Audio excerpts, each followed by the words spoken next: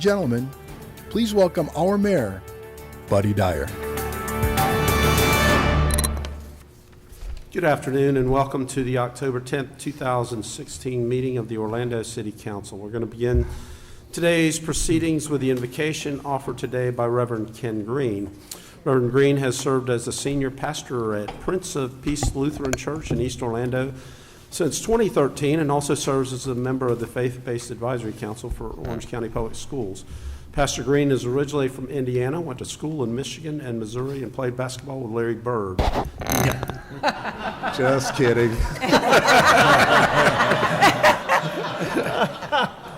He's served several Lutheran churches in Florida and Virginia, and he and his wife Peg have 5 children. Prince of Peace Lutheran Church has served Orlando since 1957 and is a multicultural congregation with services and studies in both English and Spanish. As servant leaders, Prince of Peace members give to our community in many ways, including as part of Operation Barnabas, a network of care for military members and their families. After the invocation, we'll be led in the pledge by Commissioner Jim Gray today. You may stand or remain seated.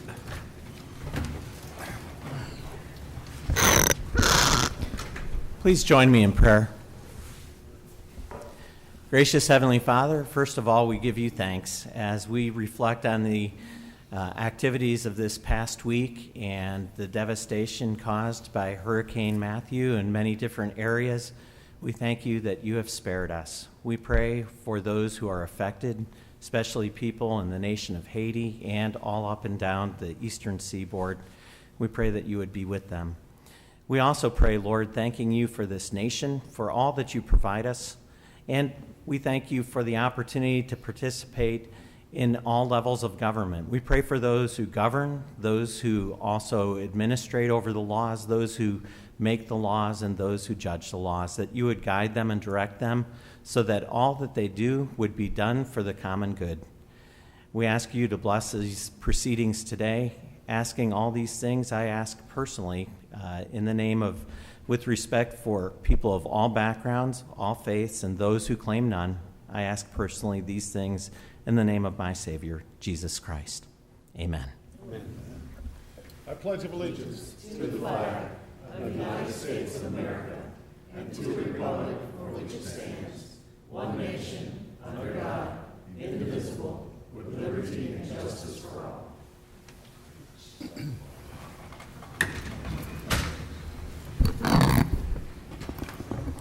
Madam Clerk, if you could call the roll, please, and make a determination of the quorum.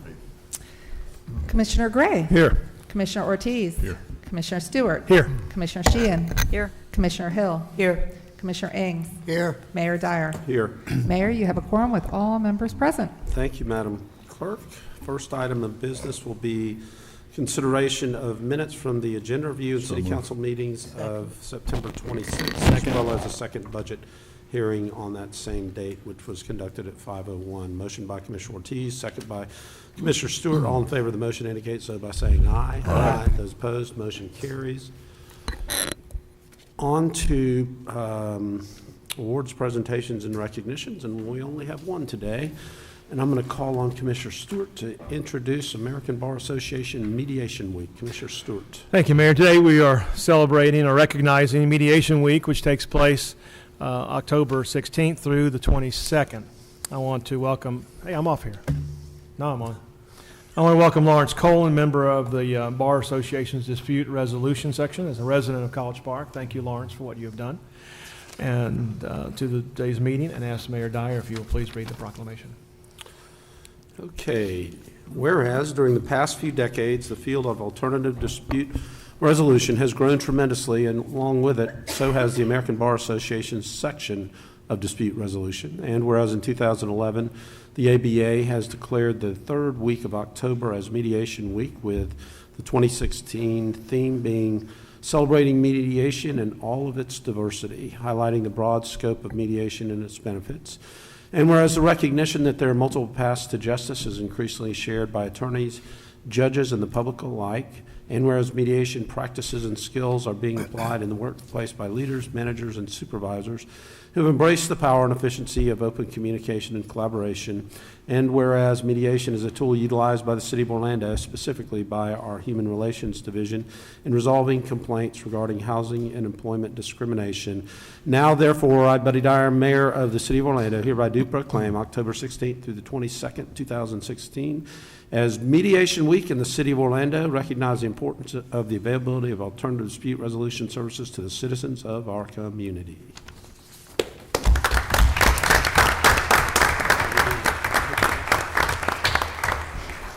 Lawrence, did you have any words of wisdom? Lawrence? Well, we're coming down. Thank you, Mayor. No, I just wanted to say thank you again for recognizing Mediation Week. This is part of a nationwide celebration in the bar involving dispute resolution, which keeps cases out of court and keeps parties self-deciding the outcomes of their disputes. So thank you, Mayor.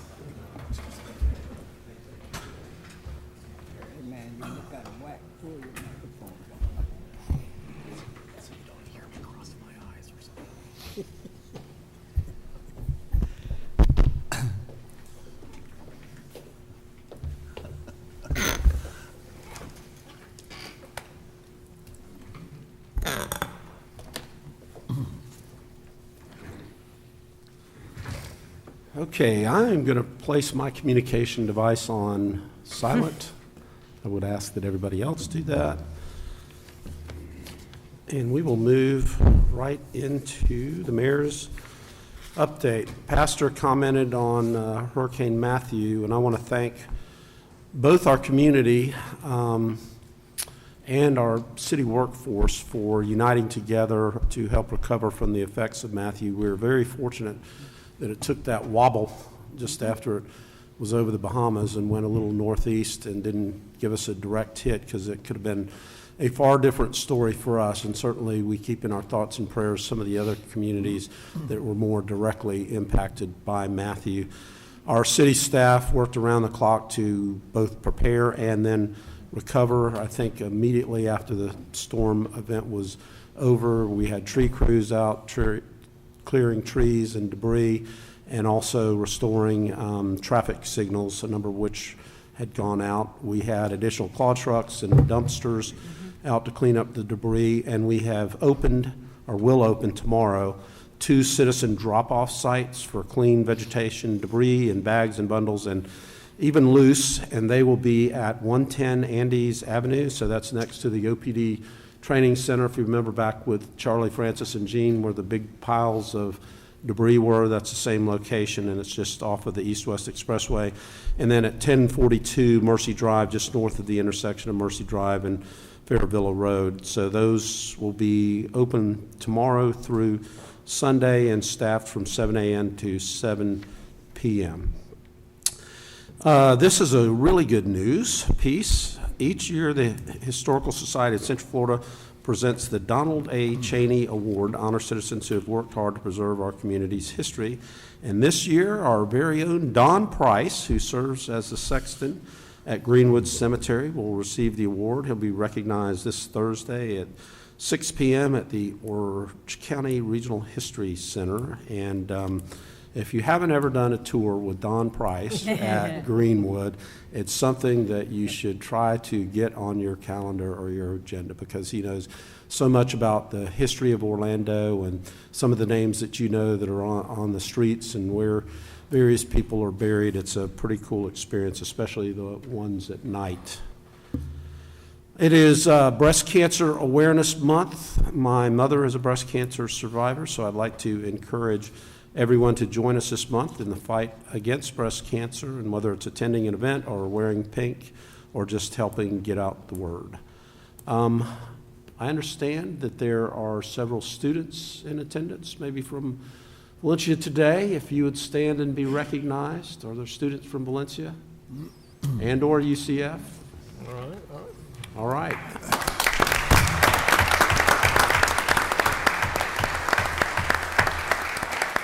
Thank you for being here, and let your professor know that I recognized you.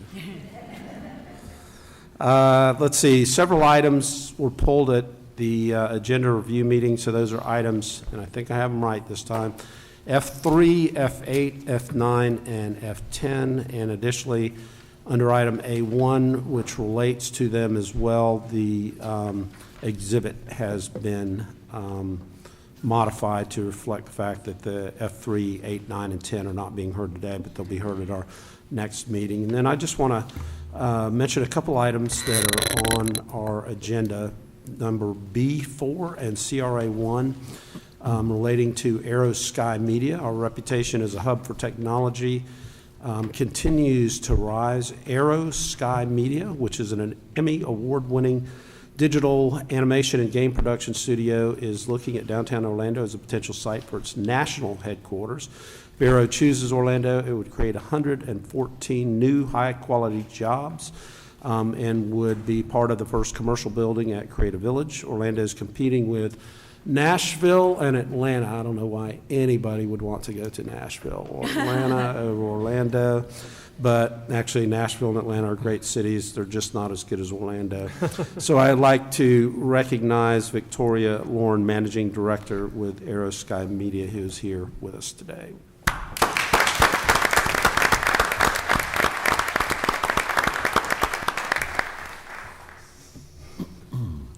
Today, we're also renewing agreements for 9 of our existing Main Streets. And since 2008, the Main Street successes include $1 billion of investment, more than 730 new businesses, and nearly 4,500 full and part-time jobs. We're proud to renew our commitments to those districts.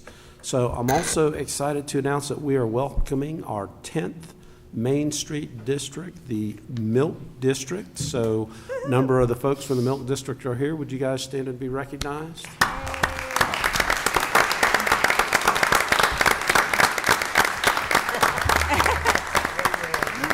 And then I know that we have other directors and participants from the various districts. I see a couple right here in the front, couple of rows. If you guys would all stand and be recognized as well, please.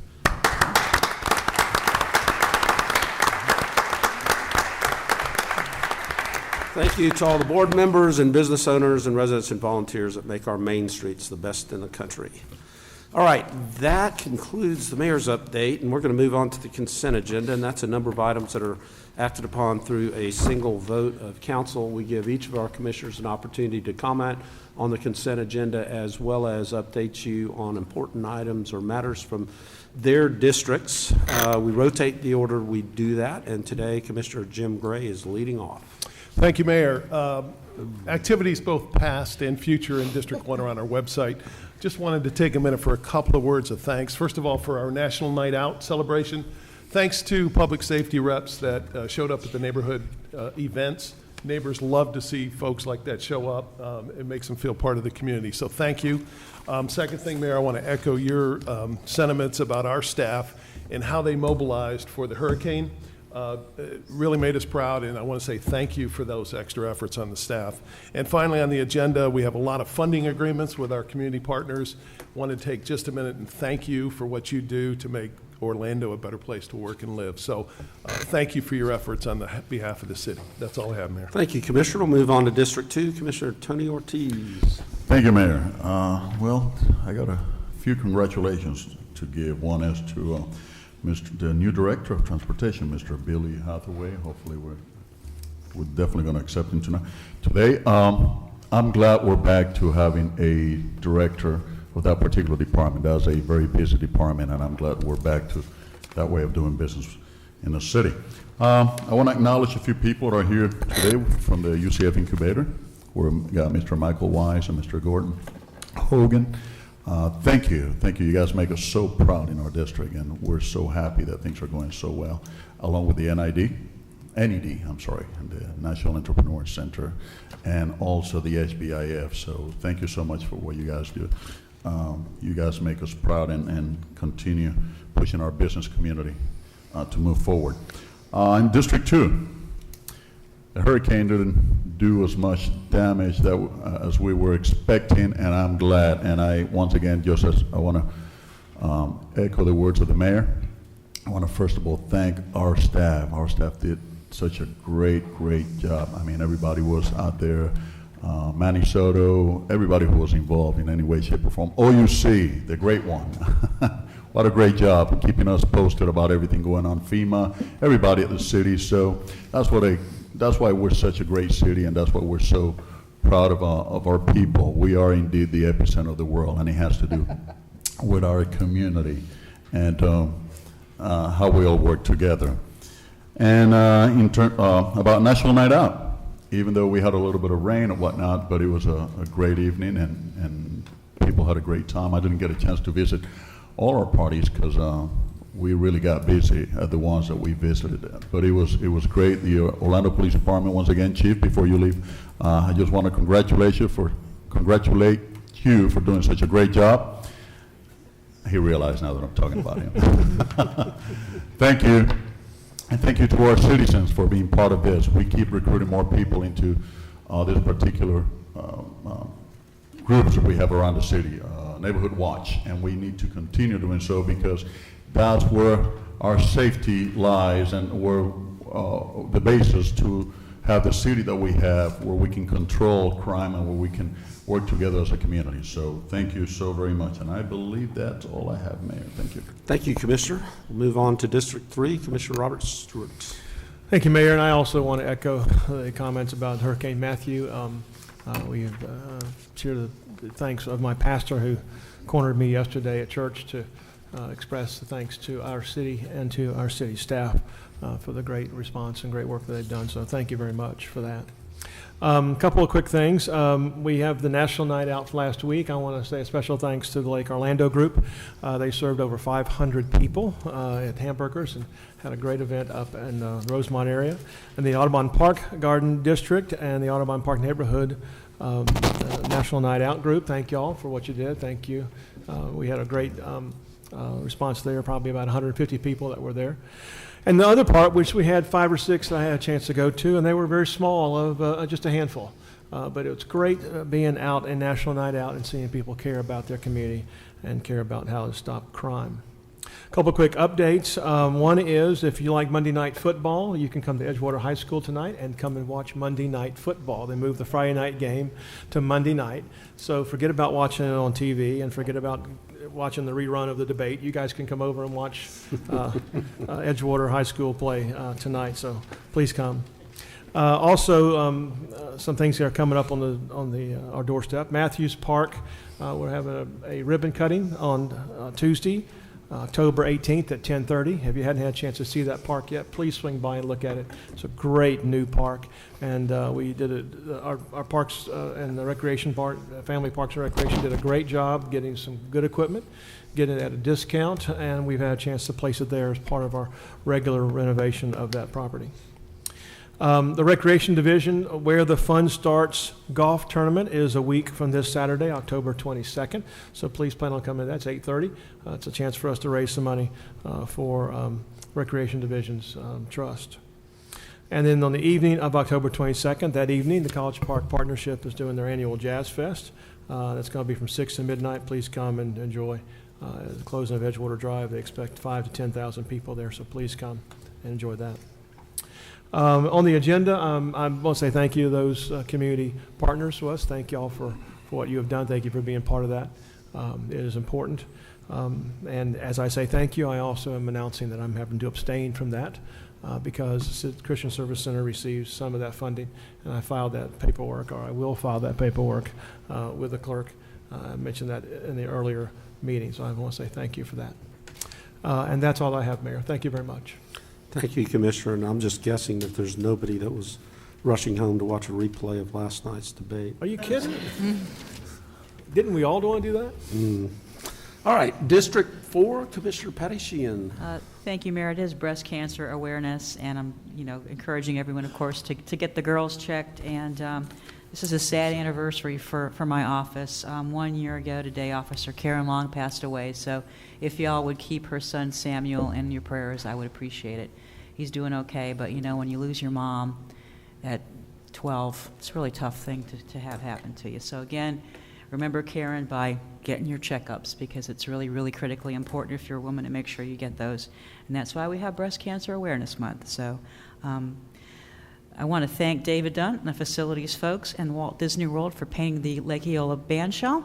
It is a rainbow for Pride. It was ready in time, which was amazing, and I know they had to work really hard to get that done. Unfortunately, we had to cancel the parade because of the hurricane, but I think it was the right decision.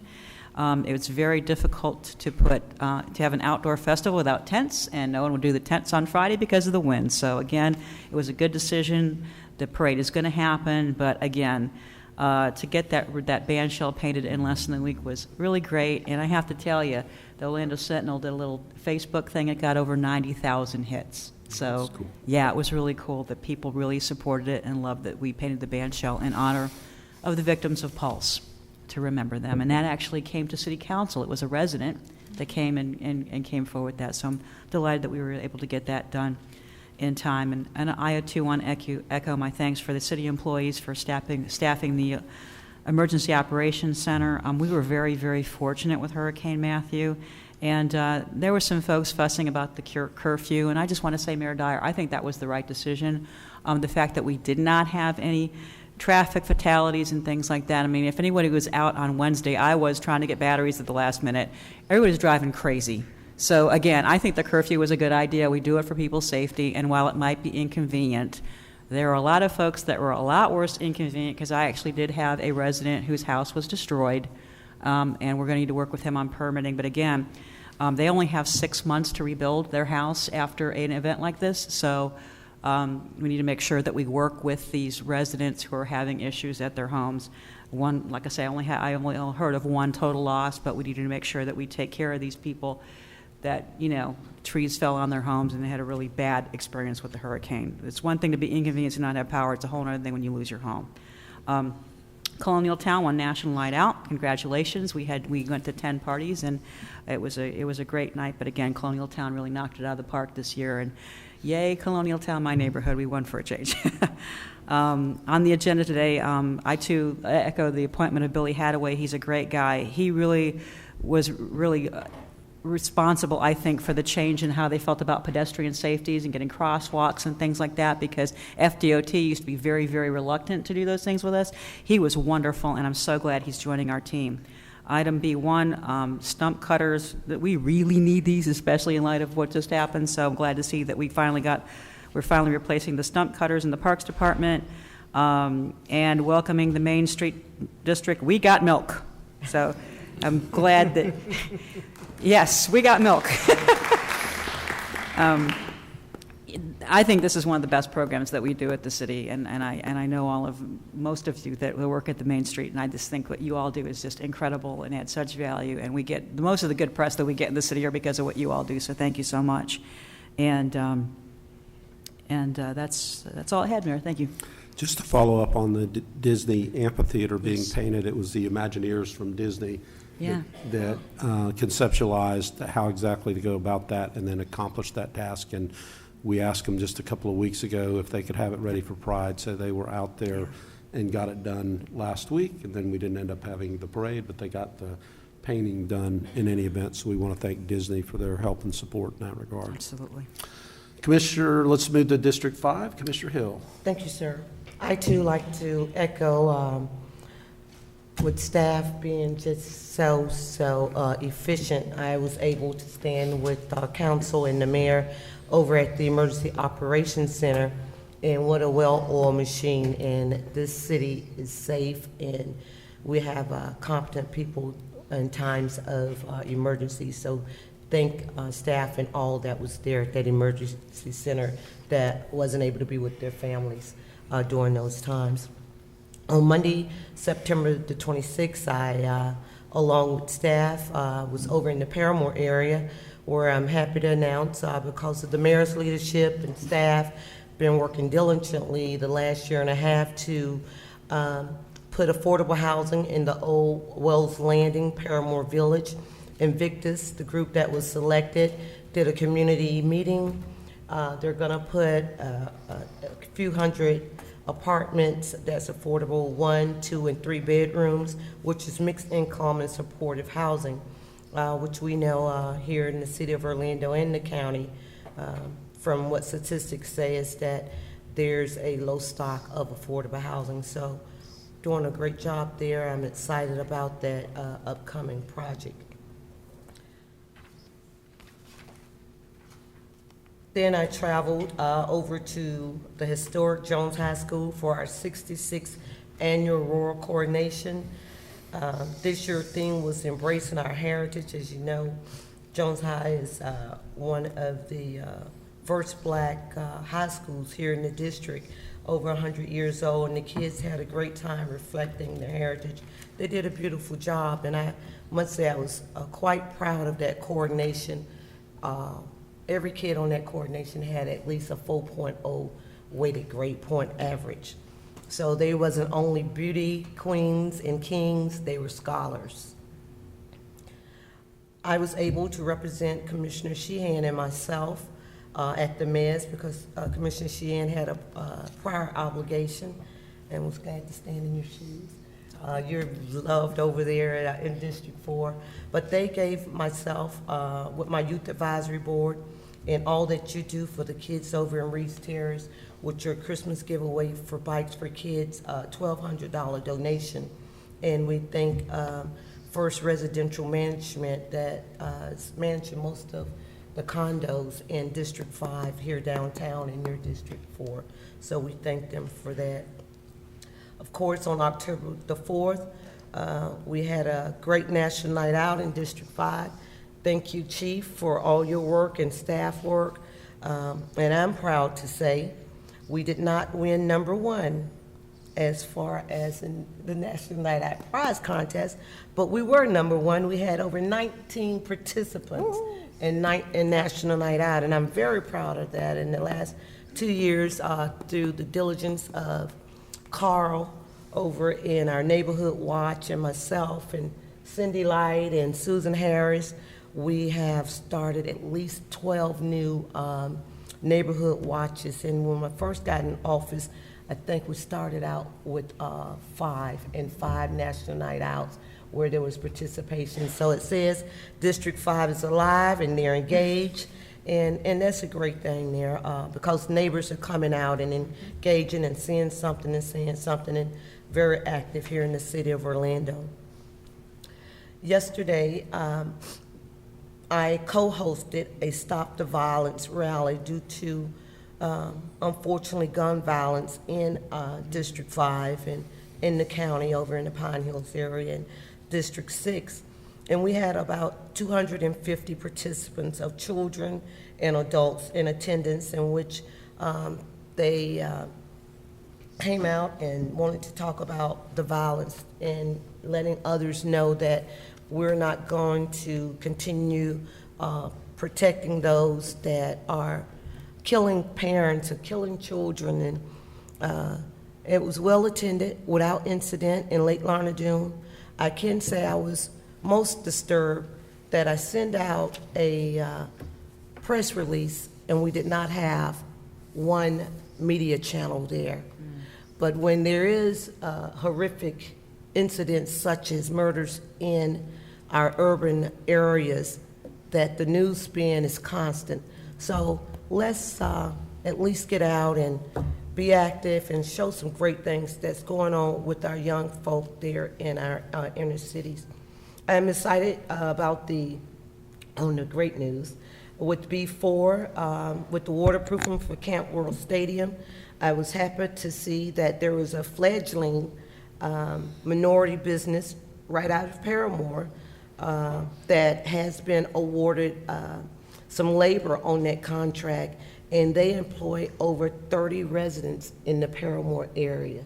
So that's good, great stuff, and thank you, staff, for and Camp Rural Stadium with the venues for using that company. I'm glad to see BBIF back receiving funding. When we talk about fledgling businesses, I know with that $50,000 grant that it's concentrated on microloans for upstart businesses and fledgling businesses, and that's why that particular loan there is so important, so we can continue to empower and build these little small businesses that can't get larger loans. And that's all I have, Mayor. Thank you. All right, that'll conclude Commissioner comments for the day. So moved. Second. All right, we will move to District 6, Commissioner Ings. Thank you, Mayor. And I had a wonderful opening statement. and my opening statement is, Mayor Dyer, you really hit it out of the ballpark with the appointment of Billy L. Hathaway as Transportation Department Director for the City of Orlando. Billy is a former District 3 Secretary for Florida Department of Transportation, so you really did a magnificent job in really recruiting some great talent for the City of Orlando. See? Okay, You're not done Commissioner, yet. okay. There you go. And he's also the author of the DOT's Complete Streets Yes. Excellent. program. Yes. Also, too, for our funding agreements with our various community partners, thank you so very much for all that you do. And people really don't realize what the City of Orlando does in reaching out to partners within the community to help others within our community. So I want to thank you so very much, and specifically, Inez Long with BBIF, Jerry Ross, thank you so much with the Entrepreneur Center, you guys, and everybody. You guys are doing a great job, and we really do appreciate that.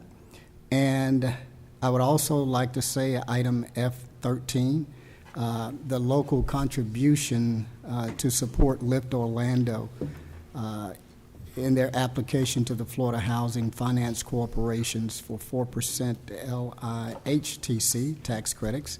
And this is an opportunity, Terry Prather, thank you for being here, to show our support for Lift. We really want to see that project go, and we really wish you guys well in making sure that we've got some great housing, not only for everybody else, but more specifically in this case for our seniors. So thank you so very much for that.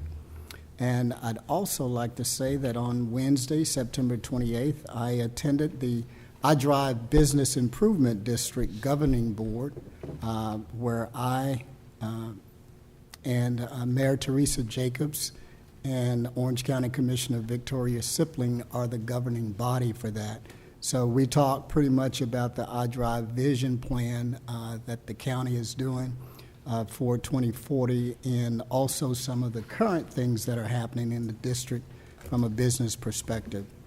And also, too, mentioning Orange County, Lex Veach with the Orange County Convention Center has retired, and I attended his retirement celebration on the 29th, and this was a big event for Lex because nobody really expected him to leave. But Lex is such a great, true person, so we were definitely there to show our love and respect for him. And then I'd also like to say that on Saturday, October 1, I co-sponsored along with Orange County Clerk Tiffany Moore Russell, a domestic violence awareness and free self-defense class. And this was held at the Dr. James R. Smith Center on Bruton Boulevard. Officers Derwin Bradley and James West were on hand to actually teach the class. And then, of course, National Night Out was good. Our numbers were down. Some people were concerned that we had changed the date, but nevertheless, they were very well attended, and people showed all kinds of support towards making sure their communities are safe. So that was really great. And with that, Mayor, I move approval of the consent agenda. Second. Motion by Commissioner Ings, second by Commissioner Sheehan. All in favor of the motion indicate so by saying aye. Aye. Those opposed. So the motion carries. All right, let's recess the city council meeting and we will convene the CRA meeting and the, actually I'll give everybody an opportunity to exit very quickly if you would like to. Yep.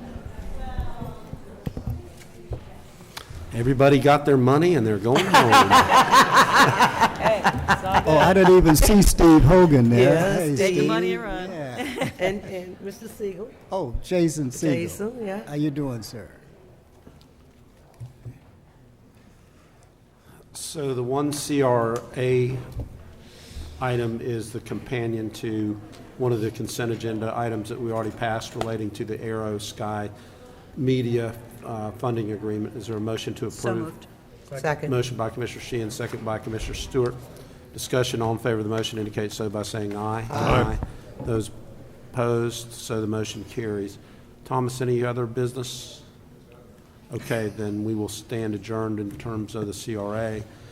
And we have no neighborhood improvement district, but we do have an OPEB meeting, which we have not had in a while. So I'm going to convene the OPEB Board of Trustees. And for the public, the City Council sits as the Board of Trustees of the OPEB Trust Fund, which we established in 2008 to set aside funds to pay the city's future retiree health care obligations. I think that we are one of the few cities that I know of that have fully funded our OPEB requirements, and the rating agencies have consistently recognized our commitment to meeting our long-term obligations. So city staff has worked with our investment consultant to update our investment strategy, and we have 3 agenda items today. So let's start with number 1, Chris.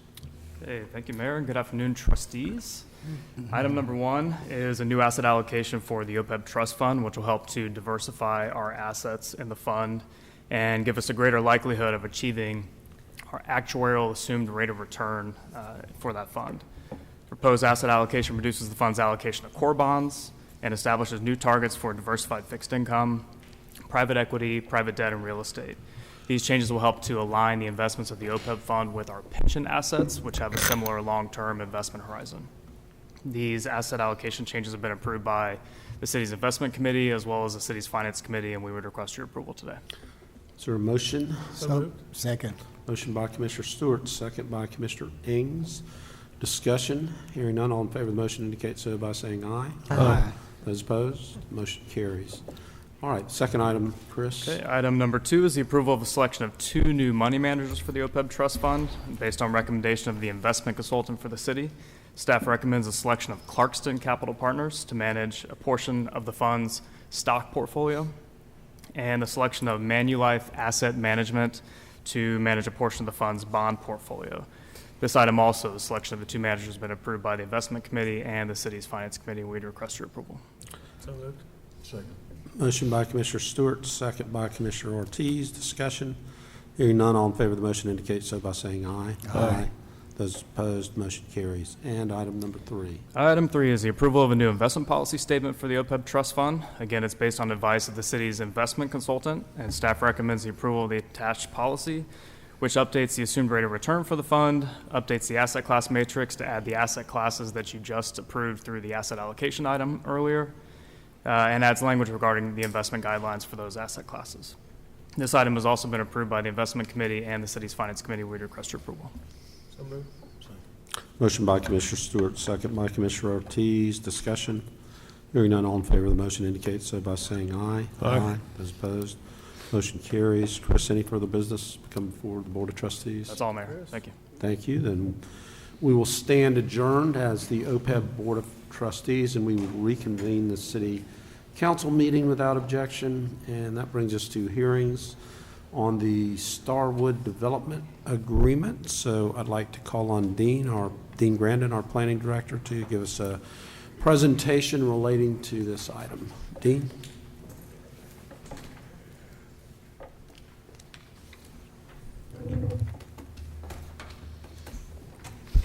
Good afternoon, Mayor, Commissioners. I'm going to give a brief overview of not just the Starwood PD Ordinance 2016 number 81, but also the development agreement because they need to be seen in tandem. This is the property location. If you're not aware, this is a fairly large site, over 2,500 acres, south of the 528, east of State Road 417, north of Weehawhooty Road, and you can see it here in the cross-hatched area. Little history on the site. In November of last year, the Municipal Planning Board recommended approval of the annexation, Growth Management Plan Amendment, and initial zoning of PD. In March 14th of this year, there was an annexation ordinance adopted by the City Council. On that same date, you approved GMP amendments for the winter cycle of amendments under Ordinance 2016 number 1. In May of this year, Municipal Planning Board recommended approval of amendments to the proposed PD zoning to address certain outstanding issues. And on September 27th of this year, the Capacity Enhancement Agreement was adopted by the Orange County Public Schools, allowing for this project to move forward. As you mentioned, Mayor, there are two items on the agenda today. The first is a hearing of the Starwood Development Agreement, and the second is the first reading of the PD Ordinance 2016 number 81. The PD will allow for 6,400 residential units, 145,000 square feet of office use, 150,000 square feet of retail use, and 145,000 square feet of industrial use. Here's a framework a plan. It's important to point out a few things. The yellow on this map is single-family homes. The dark lines are the larger network roads, and the red lines indicate the smaller neighborhood road network. Other colors of note, the brown is multifamily, the red is retail, the pink is industrial, and more importantly, the green areas are park, and the cross-hatched areas are all the green wetland areas that are going to remain as part of the site. So the area is very wet and will remain largely undeveloped with the open space. Some key elements of the Plan Development Ordinance. The project will be developed in 3 phases. Each neighborhood must apply for a separate specific parcel master plan. Those will come before the Municipal Planning Board, and then will come to you as minutes of that board. The design and architectural standards, as well as residential development standards, are all contained within the ordinance itself. For parks, the level of service requirements and the design and location of the community park and neighborhood parks are all described in the ordinance. And lastly, the PD contains a network of major and minor streets and retains significant wetland areas as shown on the framework map that we showed you. The purpose of the Starwood Development Agreement is as follows. It confirms the land use, zoning, and other development standards for the property which are contained in the GMP ordinance and the zoning ordinance. It specifies the dedication of land to the city for parks to the minimum level of service standards requirements. Third, it addresses the provision of public utility services. And lastly, it outlines the funding, design, and construction of a regional road network through the property, including the extension of Dowden Road from Story Park to the International Corporate Park. And here are some more specifics of that transportation commitment. First, on the Dowden Road extension, under Phase 1, the city is contributing 50% of the cost, up to $9 million. In Phase 2, the city, at its option, may contribute 50% of the cost, most likely from transportation impact fee fund balances. And for the north-south roadway, the city may provide transportation impact fee credits to the developer, and that will be negotiated. This is a map that shows the Phase 1 and Phase 2 construction of the Dowden Road extension. As I said, the blue area would be under Phase 1, and that's basically covers a good part of what will be done with that $9 million match. And then on Phase 2 is the green area running along the north segment of the property, which is under Phase 2.